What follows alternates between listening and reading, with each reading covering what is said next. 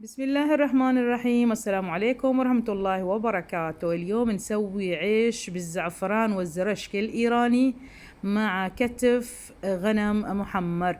عندي هنا كتف غنم مع الرقبة والضلع، يعني ربع الذبيحة تقريبا. نظفته وغسلته زين وعملت في اللحم ثقوب بالسكين. والحين جهز التتبيلة. أنا ما أكثر من البهارات، حطيت ملح حسب الرغبة، وملعقة كبيرة من فلفل الأحمر، وملعقة صغيرة من فلفل الأسود، وملعقة صغيرة من الهيل. هذا التوابل اللي أنا حطيتهم بس، ومع زيت زيتون، يعني الملح وفلفل أحمر فلفل أسود وشوية هيل. نلبس قفاز. والحين نتبل الضلع أو كتف غنم بشكل جيد، وحطيت زيت زيتون. نتبل اللحم وبعدين نغطيه بشكل جيد، ونترك اللحم ياخذ من التتبيلة. طبعا الفلفل الأحمر هنا أنا خذيت فلفل أحمر اللي هو الكشميري عشان اللون، وشوية من فلفل أحمر الحار.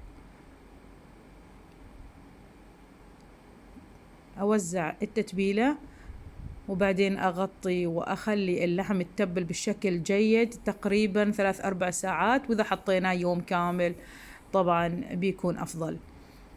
أنا حطيتها تقريبا من 3-4 ساعات.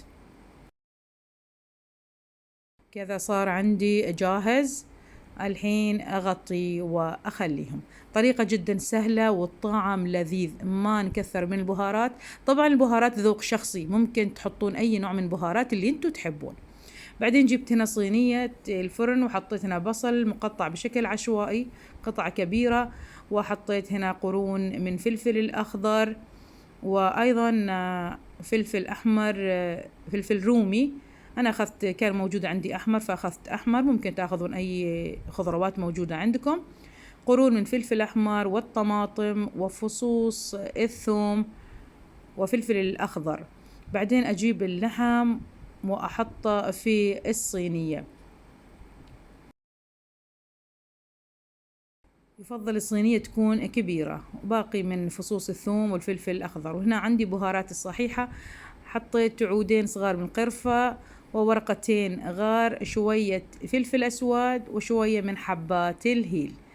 أحط ورق الزبدة.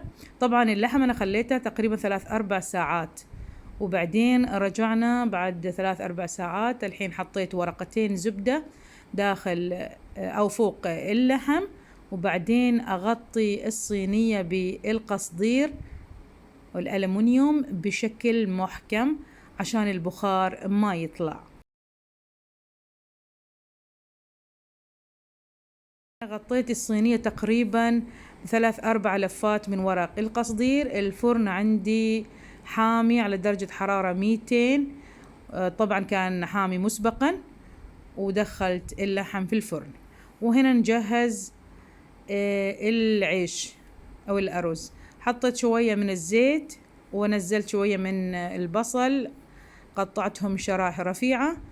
أول ما يذبل البصل عندي هنا عيش أو الأرز، غسلتهم ونقعتهم لمدة نص ساعة. بعدين صفيت من الماء ونزلتهم فوق البصل والزيت.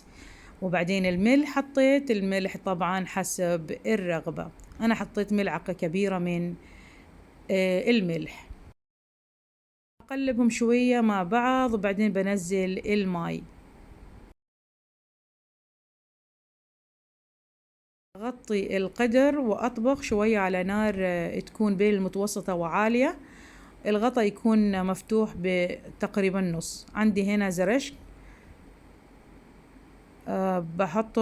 بنقعهم شوية في الماء، أحط عليهم شوية ماء وأنقعهم وأحطهم على الجنب.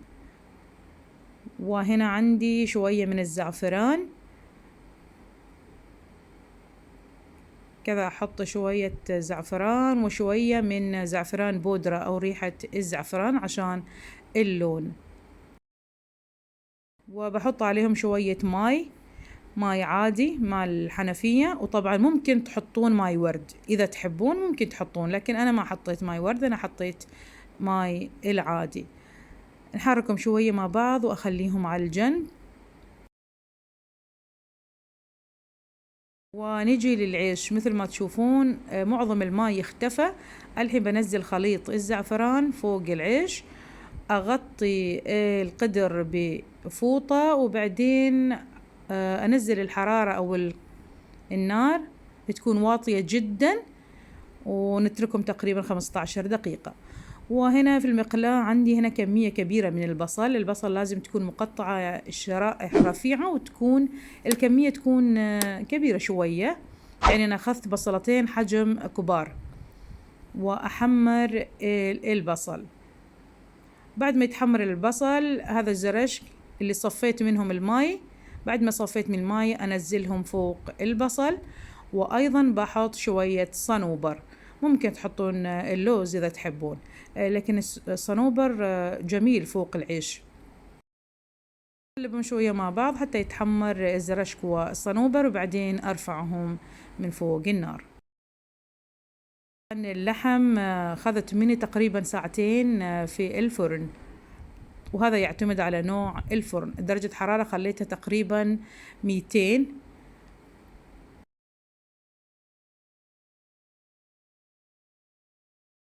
جربوا هاي الطريقة، ما في توابل وبهارات زيادة، وطبعا الطعم جدا لذيذ، واللحم نراويكم كيف مستوي.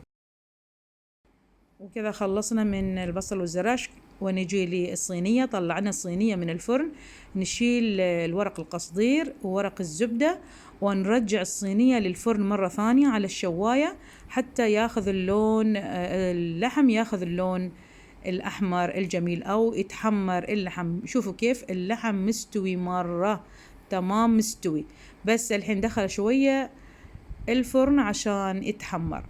والعيش أيضا جاهز، مثل ما تشوفون العيش جدا نثري وجميل، أخذ من اللون الزعفران وجدا لذيذ. وفي صحن التقديم كذا نزلت في صحن كبير، أنزل العيش مثل ما تشوفون العيش جدا نثري. وهاي بصل وزراشك أنزلهم فوق العيش، وبعدين أحط اللحم. لحم ذايب، نشيل البهارات اللي فوق نشيلهم. اللحم طبعا ذايب مثل ما تشوفون، جدا جدا ذايب ومستوي. وأتمنى أنكم حبيتوا الوصفة، وبالعافية علينا وعليكم.